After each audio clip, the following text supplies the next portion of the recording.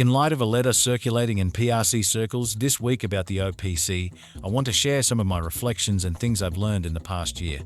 I'm writing this from a heart of concern for hurting and struggling members and former members of the PRC.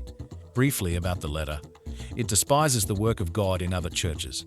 It attempts to guilt those who have left the PRC. It is written to put fear in the hearts of those in the PRC who may be struggling by promoting the idea that there is no spiritually safe place for them outside the PRC. There is so much fear in the PRC. Fear of man, who dares to disagree publicly with DJE's letter. Fear to speak up against or challenge the status quo. Fear of how you'll be treated if you leave. Fear that God will punish you if you depart. Fear of the unknown should you leave because you've learned that there is nowhere else to go. And fear to think biblically for yourself and to reevaluate the distinctives of the PRC. I just want to say that there is vibrant, gospel-centered, spiritual life outside of the PRC and that you can thrive somewhere else. There are other churches that love the scriptures, that preach the Reformed faith, and that are also busy in positive kingdom work within and outside their walls. I'm not telling you to leave, but I am telling you that if you are withering spiritually, you can prosper elsewhere. You will find the beautiful good news of the gospel preached in other churches in ways that will feed and warm your soul as you've never experienced before.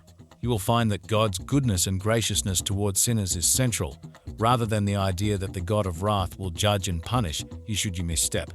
You will find the truth of justification by faith alone taught in this beautiful way, that when you stand before Christ on the judgment day, He will have answered for all your failings, and you are not going to be evaluated based on your church membership or theological knowledge, or whether you've kept the faith of the PRC.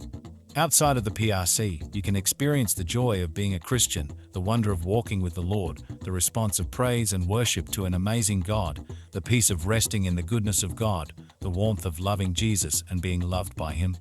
You will experience love without prejudice. You will retain your identity in Christ, even if you don't identify as PR.